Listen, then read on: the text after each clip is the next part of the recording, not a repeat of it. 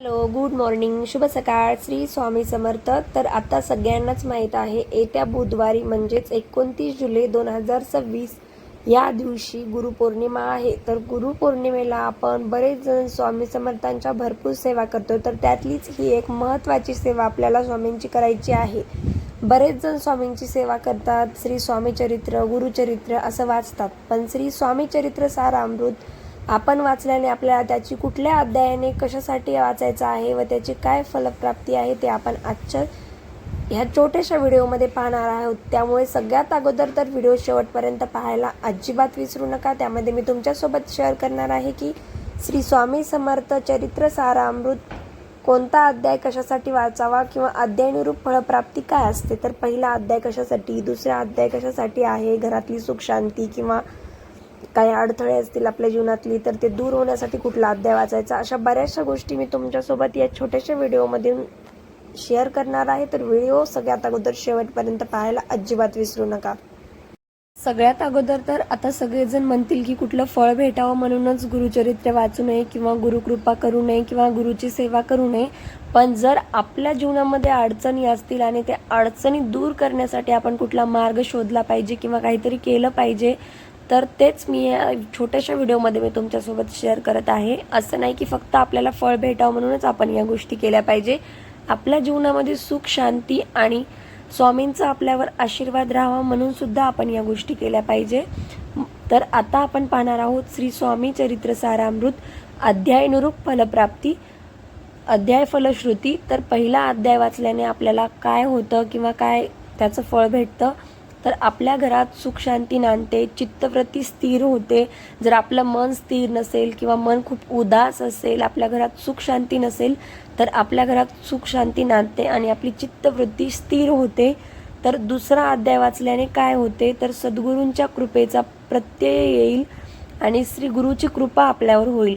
म्हणून आपण दुसरा अध्याय श्री स्वामी समर्थांचा वाचला, श्री स्वामी समर्थ चरित्र सारामृतचा वाचला, तर त्याने आपल्यावर सद्गुरूंची कृपा होईल. तर त्याच पद्धतीने तिसरा अध्याय वाचल्याने काय होईल, तर तिसरा अध्याय वाचल्याने आपल्याला तीर्थयात्रा घडेल, श्री दत्त क्षेत्रांना भेट देण्याची आपल्यामध्ये इच्छा निर्माण होईल. जसं की आपल्या सगळ्यांनाच वाटत असते गाणगापूरला जावे किंवा कुठेही जिथे श्री दत्तांचे, श्री स्वामी समर्थांचे मंदिर आहे अशा ठिकाणी जावे. तर त्याची तीव्र इच्छा होईल, आपल्याला खूप जास्त त्या ठिकाणी भेट देण्याची इच्छा होईल. म्हणून आपल्याला तीर्थयात्रा घडेल. आपण तिसरा अध्याय श्री स्वामी चरित्र सारामृतचा केल्याने आपल्या जीवनात तीर्थयात्रा घडेल. तर चौथा अध्याय वाचल्याने काय होईल, तर चौथा अध्याय वाचल्याने सद्गुरू भक्तीमध्ये रममान व्हाल, मनातील संशय भावना दूर होतील व आपलं मन समाधान होईल, आपल्या जीवनामध्ये समाधान होईल आणि संशयाच्या ज्या भावना आहेत त्या दूर होतील. सद्गुरू भक्तीमध्ये आपण रमतोल, दुसऱ्या कुठल्या वाईट गोष्टीमध्ये रमण्यापेक्षा सद्गुरू भक्तीमध्ये रमलेलं केव्हाही चांगलं. तर श्री स्वामी समर्थ चरित्र सारामृतचा 5वा अध्याय वाचल्याने काय होते, तर श्री गुरुचरणांवर निष्ठा राहते, मनामध्ये शुद्ध भाव निर्माण होतात, आपल्या मनामध्ये वाईट विचार अजिबात येत नाहीत आणि आपली श्री सद्गुरूंवर, श्री स्वामी समर्थांच्या चरणावर निष्ठा राहते. तर 6वा अध्याय वाचल्याने काय होते, तर आपल्यामध्ये जो काही अहंकार असतो, आपल्यात जे काही गुरूर असतो, सत्तेची गुर्मी, संपत्तीचा सोस आणि खोट्या प्रतिष्ठेपासून आपण मुक्त होतो. जसं काही जणांना खूप जास्त संपत्तीचा, मीपणाचा घमंड असतो, तर आपल्यामध्ये मीपणाची भावना येऊ नये व सत्तेची गुर्मी येऊ नये, तर या प्रतिष्ठेपासून आपण मुक्त होतो. म्हणून 6वा अध्याय सुद्धा वाचणं खूप जास्त महत्त्वाचं आहे.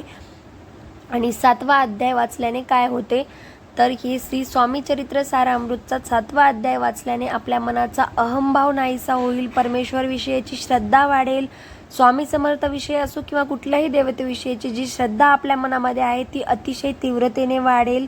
तर अशा पद्धतीने 7वा सुद्धा अध्याय वाचणं खूप गरजेचं आहे. तर 8वा अध्याय वाचल्याने काय होते, बाहेरची बाधा नाहीशी होते, पूर्वक्रमाचा त्रास होणार नाही. बाहेरची जी काही बाधा असेल, कोणी काही म्हणतं मला इथे असं झालं असेल, करणी वगैरे केली असेल किंवा आदली काही आपल्या कर्मांची फळं वगैरे असतील, तर त्याचा त्रास होणे सुद्धा कमी होते आणि बाहेरची बाधा सुद्धा नष्ट होऊन जाते. तर अशा पद्धतीने आपल्याला 8वा अध्याय सुद्धा वाचायचा आहे. तर 9वा अध्याय वाचल्याने काय होते, परोपकारी वृत्ती बनेल, हातून दान धर्म घडतील, आपल्याकडून बरेचसे परोपकारी वृत्ती बनेल आपली आणि हातून दान धर्म घडेल. बऱ्याच जणांना दान धर्म करावासा वाटत नाहीये किंवा आपण करत नाहीये. त्यामुळे जर आपण 9वा अध्याय वाचला तर आपल्याला मनातून दान धर्म करण्याची इच्छा होईल. तर 10वा अध्याय वाचल्याने काय होतो, प्रारब्धात संतती योग अनुकूल असल्यास अपत्य प्राप्ती होईल आपल्या आयुष्यामध्ये. त्यामुळे 10वा अध्याय वाचणे सुद्धा खूप जास्त गरजेचे आहेत. 11वा अध्याय वाचल्याने काय होते तर सद्गुरूविषयी प्रेमभाव वाढेल, हातून अपार गुरुसेवा घडेल. आपले जे गुरु असते किंवा स्वामी समर्थ असते तर स्वामीविषयी आपल्या मनामध्ये अगदी जास्त भाव वाढेल आणि आपल्या हातून अगदी खूप जास्त गुरुसेवा घडेल. सद्गुरूविषयी आपल्या मनात खूप जास्त अजून प्रेमभाव वाढेल.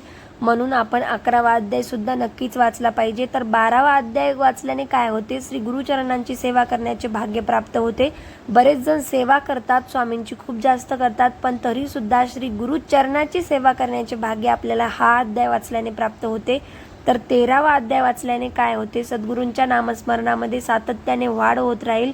आपण सद्गुरूंचे नामस्मरण तर एरवी सुद्धा करतच राहतो, पण तरी सुद्धा आपण जेवढं नामस्मरण करतो त्यापेक्षा आपण दुपटीने तिपटीने नामस्मरण करण्याची आपली सातत्याने वाढ होत राहते.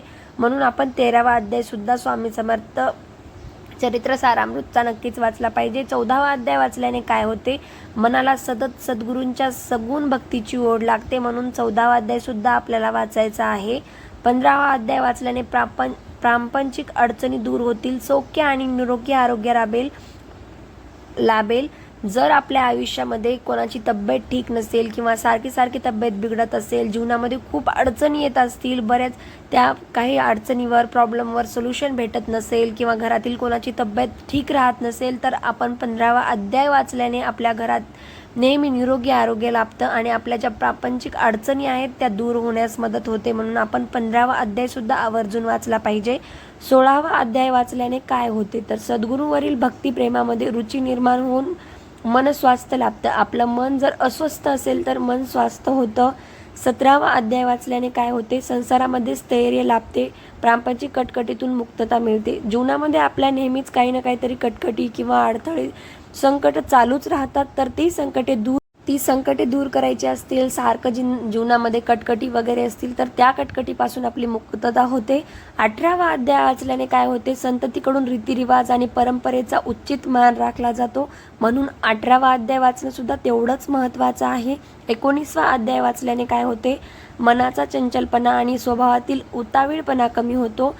आणि 20वा अध्याय वाचल्याने काय होते तर समाधान रूपी धन आणि आनंदरूपी संपत्ती प्राप्त होते. म्हणून 20वा अध्याय सुद्धा आपल्याला वाचायचा आहे. 21वा अध्याय वाचल्याने आयुष्याच्या अंतापर्यंत सद्गुरूची अखंड कृपादृष्टीची साथ लाभते. म्हणून 21वा अध्याय सुद्धा आपल्याला वाचायचा आहे.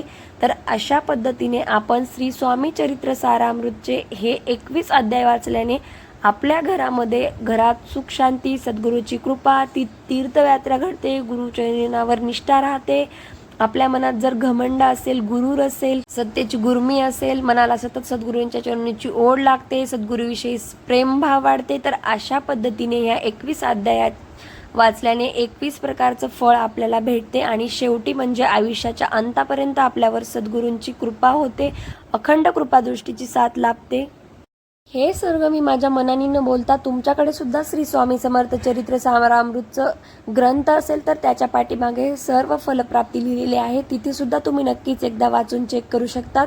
तर आय होप तुम्हाला माझा हा छोटासा व्हिडिओ नक्कीच आवडला असेल. व्हिडिओ आवडला असेल तर लाईक, कमेंट, शेअर आणि माझ्या चॅनलला सबस्क्राईब करायला अजिबात विसरू नका. आणखी भेटूयात एका नवीन व्हिडिओसोबत. तोपर्यंत या व्हिडिओला खूप शेअर करा आणि आणखी भेटूयात अशाच नवीन व्हिडिओसोबत. तोपर्यंत तुम्ही आणखी माझं चॅनल सबस्क्राईब केलं नसेल तर सबस्क्राईब करायला अजिबात विसरू नका.